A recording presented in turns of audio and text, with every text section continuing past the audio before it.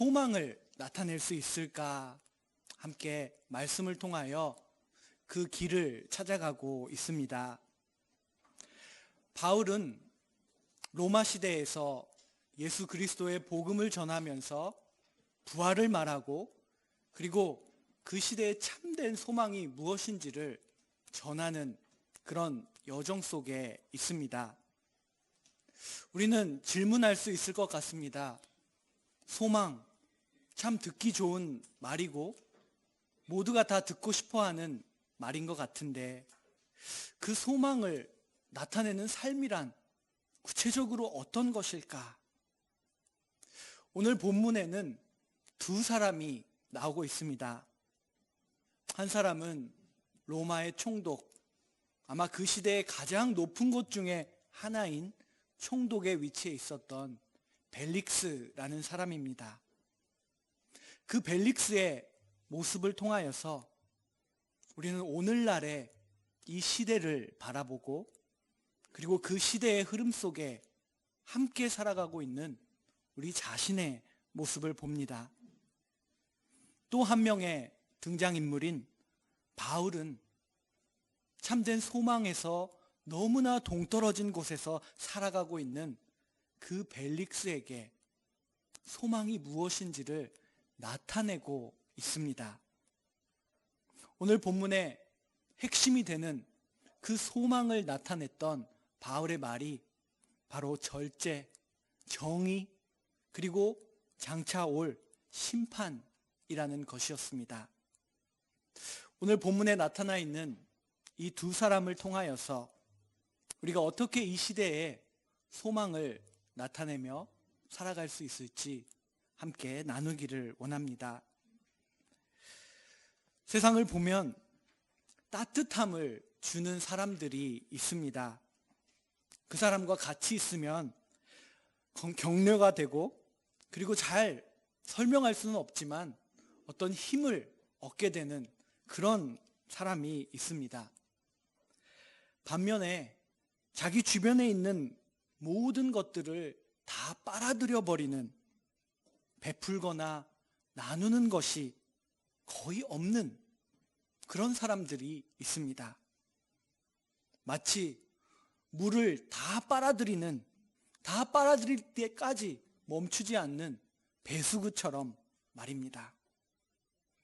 오늘 본문에 나오고 있는 벨릭스는 배수구와 같은 사람이었습니다. 그는 황제 글라우디오가 자신에게 준 모든 것들을 사용하여 자신의 유익을 챙겼던 사람이었습니다. 그는 자신의 높은 지위를 통하여서 다른 사람의 아내를 탐했고 그리고 결국은 자기의 아내로 삼았습니다. 오늘 본문에 벨릭스의 아내 유대인 드루실라라는 사람이 나와 있습니다. 사도행전을 기록하는 누가는 이 드루실라의 과거에 대해서 상세한 내용을 기록하지는 않지만 아마 이 시대에 사도행전을 처음 받았을 독자들은 드루실라의 그 스캔들 같은 이야기를 잘 알고 있었을 것입니다. 드루실라는 우리가 사도행전 다음 장 25장에서 보게 될 아그리빠 2세 왕의 누이였는데 이 시대에도 오늘날의 모습과 같이 왕족, 유명인사, 부자들의 스캔들에 대해서 사람들은 관심을 갖고 있었던 것 같습니다. 갑자기 노예에서부터 총독의 자리까지 출세한 그 벨릭스가 유대인의 공주를, 그것도 이미 다른 사람과 결혼한 공주를 자신의 아내로 취한 이 일은 유대인들과 그 지역에 살아가는 사람들에게는 매우 큰 충격을 주었을 것입니다. 총독 벨릭스는 그 시대의 다른 총독들이 했던 것처럼 자신의 그 자리에서 얻어낼 수 있는 것은 모조리 다 얻어내자는 주의였습니다. 사도행전에 기록된 이 짤막한 사건 속에서 벨릭스가 우리들에게 보여주고 있는 모든 일은 배수구처럼 모든 것을 다 빨아들이고 자기의 것으로 만드는 모습입니다. 바른 일을 하는 것처럼 보일 때에도 내가 지금 이 시점에서 얻어낼 수 있는 것이 무엇인지를 늘 계산하는 벨릭스의 그 표정이 눈에 선합니다. 벨릭스는 지금 자신이 정치적으로 어떤 상태에 있는지를 알고 있었습니다. 어쩌면 유대인들의 지도자들이 총독으로서의 벨릭스의 일을 항의할 수도 있고, 그런 문제와 소란을 일으켰을 때에 그 소식이 바다를 건너 저 로마 이탈리아에 있는 황제의 귀에까지 들어간다면 그것은 자신에게 큰 위협이 될 수도 있었습니다. 따라서 벨릭스는 유대인들의 그 상위층들을 잘 다스리기 위해 바울에 대한 그들의 소송을 기각하거나, 그리고 만약 바울을 해방해 준다면 그것은 유대인들의 불만을 사게 될 것이라는 계산을 하게 됩니다. 또한 이 벨릭스는 로마 시민권을 가진 바울에 대해서도 생각과 계산을 해야 했습니다. 그는 무엇보다도 로마 시민권이 어떤 권리를 갖고 있는지를 정확하게 파악하고 있었고, 그런 바울에게 불의한 일을 행하게 된다면 그 또한 총독으로서 자신에게 유리한 일이 아니었습니다. 우리가 지난 주일에 봤던 말씀의 내용을 보면 바울은 더둘로의 고발을 받으면서도 탁월한 연설로 인하여 자신의 그 모든 혐의를 설득력 있게 반박해 냈습니다. 더둘로가 고발한 혐의 중에 고소자들이 현장에서 나를 봤다고 하는데 그들이 직접 와서 증거를 제시하지 않는다면 모든 고발은 무효다라고 지적을 했습니다.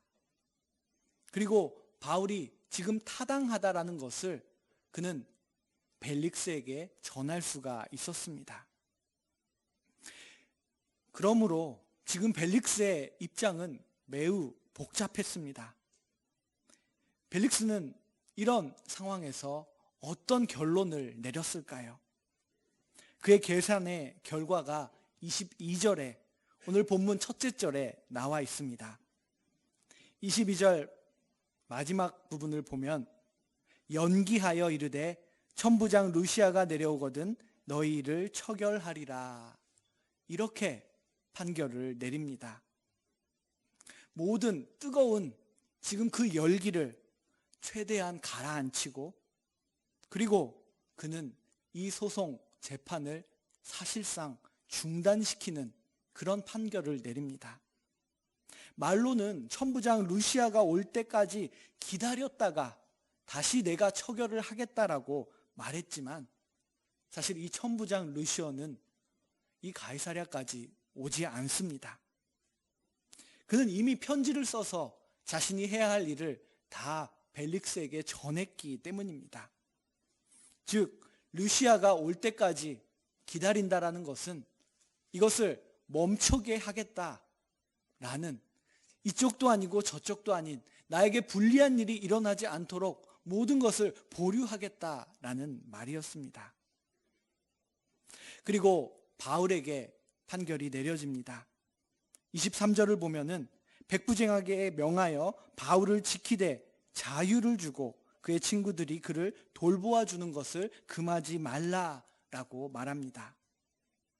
투옥을 하는 것, 감금을 하는 것은 로마법에서 사실 형벌이라고 말할 수가 없었습니다. 어떻게 해야 할지 생각하는 시간 동안에 붙잡아 두기 위한 방법이 될 수도 있고, 또 말썽을 방지하기 위해 소란이 일어나지 않도록, 혹은 어떤 사람이 죽을지도 모르기 때문에 보호하기 위한 그런 방편이기도 했습니다. 이토록 총독의 입장에서 볼 때 이쪽도 생각해야 하고 또 반대쪽도 생각해야 하는 매우 예민한 상황이었다라는 것을 알 수가 있습니다. 그러므로 바울이 자신이 내린 그 판결에 대해 항의를 하지 않도록 그는 자유를 허락했다. 바울의 동역자들이 와서 그를 돌보아 주는 것을 금하지 말라라고 말하고 있습니다. 또 이렇게 명령을 내리는 것이 중요한 이유는 로마 당국이 감옥에 있는 사람들에게 음식을 제공하지 않았기 때문입니다. 로마는 감옥에 있는 사람들을 위해 예산을 사용하지 않았습니다. 만약 투옥되어 있는 사람에게 누군가가 필요한 것을 가져다 주거나 먹을 것을 가져다 주지 않으면 굶어 죽는 일들이 일어날 수가 있었습니다. 이런 상황을 우리는 바울이 쓴 편지에서도 알 수 있는데, 그는 감옥에 있으면서 편지를 쓸 때에 나를 도와준 에바브라디더라는 사람이 나를 도와준 것에 정말 감사한다 라고 빌립보서에서 쓰면서 그의 배고픔에 대해서 말하고 쓸 것, 먹을 것을 챙겨준 것이 사실 그의 생명을 연장시키는 아주 중요한 도움이었다라는 것을 말하고 있습니다. 벨릭스는 수일이 지난 후에 바울을 부릅니다. 24절을 보면은 벨릭스가 그의 아내 유대 여자 드루실라와 함께 와서 바울을 불렀다. 그리고 그리스도 예수 믿는 도를 들었다라고 기록이 되어 있습니다. 벨릭스는 로마 시민인 바울에게 아직도 나는 그의 처사를 어떻게 해야 할지 고민하고 있다라는 인상을 주기 위해서 종종 바울을 불러서 말을 시키고 의논을 했다라는 것입니다. 그러나 여전히 베수구와 같은 벨릭스의 속마음은 내가 이 사람을, 이 상황을 통해서 무엇을 얻어낼 수 있을까를 생각하고 있었습니다. 그런 벨릭스에게 좋은 소식, 정보가 하나 들어왔습니다. 바울이라는 이 사람이 사실 로마 세계의 여러 도시를 돌아다니면서 돈을 거두었던 적이 있다라는 정보였습니다. 그리고 바울이 가이사랴 오기 직전에 예루살렘에서는 희생 제사를 드릴 때에 그 비용을 지불했다라는 소식도 듣게 됩니다. 벨릭스는 바울이 큰 돈을 다룰 수 있는 위치에 있다라고 그 돈 냄새를 맡습니다. 26절을 보면은 동시에 또 바울에게서 돈을 받을까 바라는 고로 더 자주 불러 같이 이야기하더라라고 말하고 있습니다. 그러나 총독의 입장에서 바울에게 1만 달란트를 내면 석방해 주겠다라고 그렇게 말할 수는 없었습니다. 만약 그렇게 공식적으로 말한다면 그것은 뇌물을 수령하는 일이 되기 때문이고, 그런 총독의 잘못을 고발했을 경우에 자신의 직위가 위험했습니다. 하지만 그는 바울이 알아들을 수 있는 여러 사인을 보내면서 네가 나에게 돈을 주기를 원한다 라는 것을 알게 했을 것입니다. 바울이 지금 나사렛 예수에 대해서 전하고 싶은데 감옥에 갇혀 있기 때문에 내가 그의 얘기를 들어주면 좋아하겠지? 라는 그런 계산도 있었을 것입니다. 모든 것이 벨릭스의 생각대로 계산대로 흘러가는 것처럼 보입니다. 그는 결국 그의 총독으로서의 임기 마지막 때까지 그의 모습을 바꾸지 않았습니다. 오늘 본문 마지막 절을 보면은 마침내 유대 시리아 지역의 총독으로서의 그의 임기가 끝나는 것을 알 수가 있습니다. 우리는 그 시기를 정확하게 말할 수가 있는데 그것은 주후 58년입니다.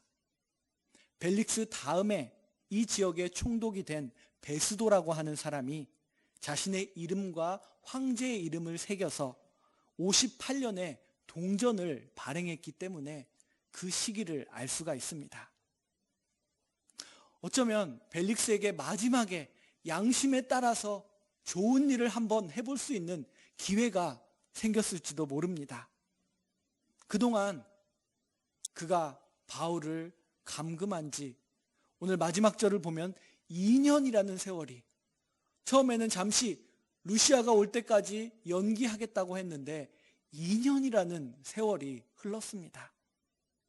이제 그의 임기가 끝날 때 양심에 따라 바울을 풀어줄 수도 있었습니다. 그러나 그는 마지막까지 정치적으로 자기에게 유리한 것이 무엇일지를 계산하고 결국은 유대인 상류층의 마음을 얻고자 하여 바울을 풀어주지 않았다라고 기록되어 있습니다. 그런데 그런 그에게 바울을 불러서 이야기를 들을 때마다 무슨 말을 전했는지 그 하나의 에피소드가 오늘 본문에 기록되어 있습니다. 그 모습은 마치 예전에 세례 요한이 헤롯 왕의 앞에 서서 진리의 말씀을 해야 할 바른 말을 했던 모습을 연상시킵니다. 25절, 오늘 본문 25절에 바울이 벨릭스에게 전한 말씀이 나와 있습니다.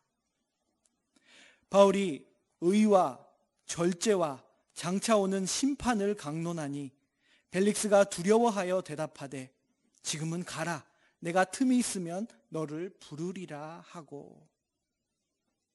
왜곡된 부정과 부패가 많았던 총독 벨릭스에게 바울의 입에서 나온 너무나 직설적이고 그리고 호소력이 있는 이 말들은 신기하게도 벨릭스를 그의 마음이 끌려가게 하는 어떤 것이 있었던 것 같습니다. 그래서 바울의 말을 들으면 들을수록 최종적으로 그의 마음에는 두려움이 생겼다라고 25절은 말하고 있습니다. 바울이 자신 있게 담대하게 강한 눈빛과 어조로 말하는 그 말이 만약 옳다면 벨릭스의 인생은 정말로 엉망진창이었습니다. 메시아 예수를 받아들이는 그 믿음을 바울이 말하고 있는데 예수를 그리스도 메시아로 영접하는 자는 정의를 실현하고 절제의 삶을 살아가고 최종적으로 황제보다 더 위에 이 세상을 천지 만물을 창조하신 하나님 앞에서 심판을 받게 될 것이다 라는 말이 그에게 선포된 것입니다. 그런데 벨릭스의 삶을 보면 어느 것 하나 자신이 없다라는 것을 그는 느끼게 된 것입니다. 이 벨릭스의 모습을 보면서 물론 우리와 많이 다릅니다. 그렇지만 성경에 기록된 벨릭스의 모습을 21세기에 이 시대를 살아가는 우리들이 바라보면서 무엇을 생각할 수 있을까요? 벨릭스에게 정의와 절제라는 이 말씀이 전해졌습니다. 우리가 살아가는 이 시대에 정의가 이루어지고 있을까? 사람들이 말하는 여러 정의가 아니라 성경이 말하는 하나님이 원하시는 정의가 이루어지고 있을까? 또 우리의 삶을 돌아봤을 때 벨릭스와 같이 내가 얻을 수 있는 것을 모조리 다 얻어내려고 하는 마음이 있지 않을까? 그런 그의 삶에 절제라는 말이 왔을 때 우리는 그 절제라는 말을 어떻게 이 시대에 받아들일 것인가? 벨릭스의 삶은 이 시대에 욕구에 너무나 충실한 우리 삶을 돌아보게 합니다. 24시간 인터넷을 통하여 언제든지 얻고 싶은 즐거움과 정보를 얻을 수 있는 이 시대, 모두가 다 누리고 있는 것을 왜 나만 못 누려? 라고 말하면서 더 얻고자, 더 챙기고자 하는 그 시대에 절제라는 이 말씀을 우리는 어떻게 받아들일 수 있을까요? 벨릭스의 마음속에는 두려움이 생겼습니다. 그는 바울을 자기의 힘으로 지혜와 경험과 권위로 누를 수 있을 것이라고, 그래서 돈을 쟁취할 수 있을 것이라고 생각했지만 바울을 불러들여 그의 얘기를 들을 때마다 바울은 그에게 두려움을 주었다라는 것입니다. 그런데 벨릭스를 압도하고 두려움을 준 것은 사실 바울이 아니었습니다. 바울이 믿는 메시아 그리스도라고 말하는 예수님이셨습니다. 예수님이 참된 주님이셨고 그 예수님을 바울이 전할 때에 두려움이 벨릭스를 덮었던 것입니다. 바울은 계속해서 자신의 참된 주 예수를 가르칩니다. 내가 너를 나의 이름을 전하는 그릇으로 사용하겠다라고 다메섹 도상에서 말씀하신 것처럼 바울은 그릇으로서 계속 예수를 담고 있습니다. 실로 모든 것을 바로잡으실 그분, 공적인 삶에서는 정의를 찾으시고 사적인 개인적인 삶에서는 절제를 하는 그 사람들을 찾으시는 그분을 전합니다. 그분은 로마가 시행한 로마의 그 왜곡된 정의의 이름 밑에서 십자가에 달려 죽으셨지만 그 정의를 바로잡기 위해서 부활의 주, 그분을 바울은 전하고 있습니다. 누가가 자신의 책 1권 누가복음을 기록한 후에 사도행전을 썼을 때 그 사도행전이 담고 있는 아주 큰 주제 중에 하나는 예수님의 하나님 나라의 사역이 계속되어 이루어지고 있다는 것입니다. 바울 뒤에서 그를 일으키고 이끄시는, 그를 그릇으로 만드신 그분의 사역이 지금 계속되고 있다고 사도행전 제2권을 통하여 누가는 전하고 있는 것입니다. 이런 일들이 바로 예수님을 통하여, 부활하신 예수님의 역사 속에서 성령을 통하여 일어나고 있습니다. 부활하신 예수님은 바울을 통하여 다시 한번 로마의 권세를 가진 총독 앞에 섰습니다. 다시 한번이라고 말하는 이유는 예수님께서 본디오 빌라도 총독 앞에 쓰신 적이 있기 때문입니다. 우리는 이 바울의 모습을 보면서 예수님이 로마의 권세를 가진 본디오 빌라도 앞에서 무슨 말씀을 하셨는지를 다시 한번 기억해 볼 필요가 있을 것 같습니다. 로마서 요한복음 18장 36절을 보면은 본디오 빌라도에게 예수님께서 말씀하신 말씀이 있습니다. 네가 유대인의 왕이냐? 라고 빌라도가 물었을 때 36절에서 예수님은 내 나라는 이 로마가 지배하는 이 유대인들의 권세자가 다스리려고 하는 이 세상에 속한 것이 아니다라고 말씀하십니다. 37절에서는 내가 이를 위하여 이 세상에 왔나니 곧 진리에 대하여 증언하려 함이로다. 무릇 진리에 속한 자는 내 음성을 듣느니라 라고 말씀하십니다. 예수님은 이 세상에 속하지 않은 왕으로서 오셨는데 그분은 진리를 전하기 위해 태어나셨고 지금 그 일을 하고 있다라고 본디오 빌라도에게 말씀하셨다라는 것입니다. 그리고 예수님은 권세에 대해서도 말합니다. 빌라도가 너를 죽게도 살게도 하는 권세가 나에게 있는데 어찌 그렇게 말하느냐라고 예수님께 물었을 때 요한복음 19장 11절에서 예수님은 이렇게 대답하셨습니다. 위에서 주지 아니하셨더라면 나를 해할 권한이 없었으리니. 예수님은 누가 권세를 갖고 있는지, 로마가 아니라 하나님의 권세를 갖고 지금 본디오 빌라도에게 말했습니다. 그 예수님을 따라가는 바울이 시간이 흘러 지금 또 다른 총독 벨릭스 앞에 서 있습니다. 벨릭스 앞에서 그가 전한 말씀, 정의와 절제와 장차 올 심판에 대한 그 말씀이 로마의 권세자 벨릭스를 압도하고 두려워하게 하였다라는 것입니다. 바울의 이렇게 담대한 모습을 우리는 보고 있지만 동시에 그가 처한 현실을 보게 됩니다. 바울은 지금 너무나 답답합니다. 예수님께서 2년 전에 예루살렘에서 환상 속에 나타나셔서 네가 로마까지 가서 나를 증거할 것이다 라고 말씀해 주셨는데, 그래서 로마에 편지를 써서 로마에 있는 교회에게 내가 곧 갈 것이다 라고 그렇게 편지까지 보내놨는데, 가이사랴에 감금된 지 2년이라는 시간이 흘렀습니다. 날개가 부러진 새처럼 날아오르지 못하고 바로 앞에 이 가이사랴 항구에서 배만 타면은 갈 수 있는데 가지 못하는 2년의 시간을 보냈다라는 것입니다. 예수님의 약속은 어떻게 된 것일까?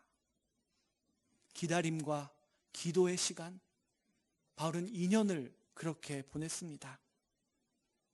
아무런 답이, 아무런 어떤 일이 일어나지가 않았습니다. 바울이 이때 어떻게 기도했을지 한번 상상해 봅니다. 바울은 유대인이었고 바리새인으로서 우리가 말하는 구약 성경, 도라와 시가서와 예언서에 매우 능통한 사람이었습니다. 유대인들은 기도할 때 그냥 생각나는 대로 기도한 것이 아니라 시편을 따라서 찬양하고 기도했습니다. 바울이 2년 동안 가이사랴에 억류되어 있을 때 어떤 시편을 갖고 기도하고 찬양했을까 생각해 봤습니다. 그때 떠오른 시편이 시편 10편이었습니다. 시편 11절부터의 내용을 보면 이렇게 기록되어 있습니다. 그가 그의 마음에 이르기를 하나님이 잊으셨고 그의 얼굴을 가리셨으니 영원히 보지 아니하시리라. 시편 기자가 이제 하나님이 나를 잊으신 것 같다. 하나님의 얼굴을 나에게 가리신 것 같다. 어쩌면 영원히 하나님은 나를 보시지 않는 것 같다. 그렇게 호소하고 기도하고 있습니다. 바울의 심정 같습니다.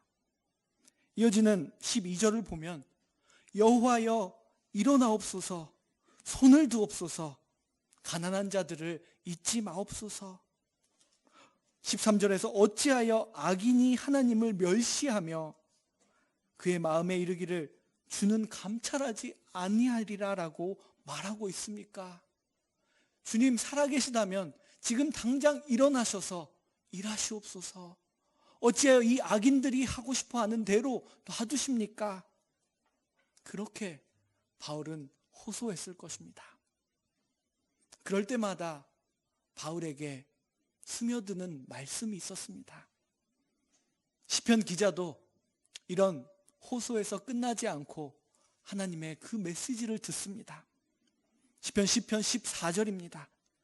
주께서는 보셨나이다. 주는 재앙과 원한을 감찰하시고 주의 손으로 갚으려 하시오니 고아를 도우시는 이니시리이다.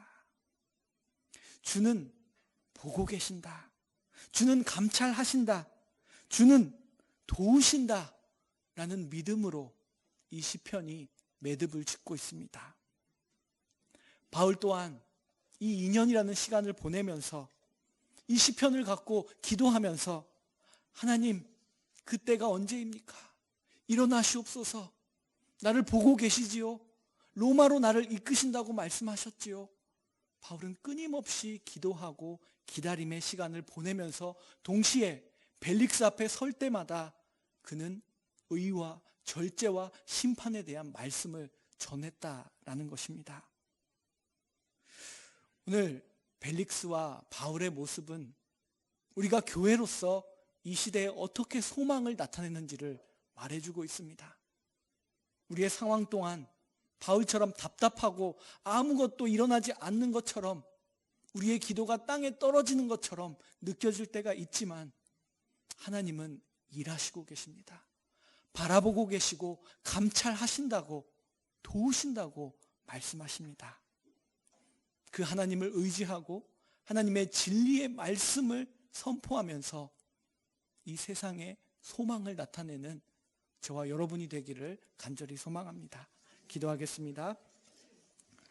살아계신 하나님, 하나님이 2000년 전에 고대 로마가 다스렸던 시대에 어떻게 일하셨는지를 바라보면서 시간을 초월하여 지금 이 시대에도 어떻게 일하시는지 깨닫게 하시니 참으로 감사합니다. 우리를 이 시대의 바울로, 이 시대의 에클레시아로 불러주시고 동경교회를 세워주셨습니다. 우리가 이 시대에 하나님의 말씀을 듣고 그 말씀을 전하고 그 말씀을 따라 살아가는 삶을 통하여 소망을 나타낼 수 있도록 인도하여 주시옵소서. 예수 그리스도의 이름으로 기도드립니다. 아멘. 찬송가 560장 함께 부르겠습니다.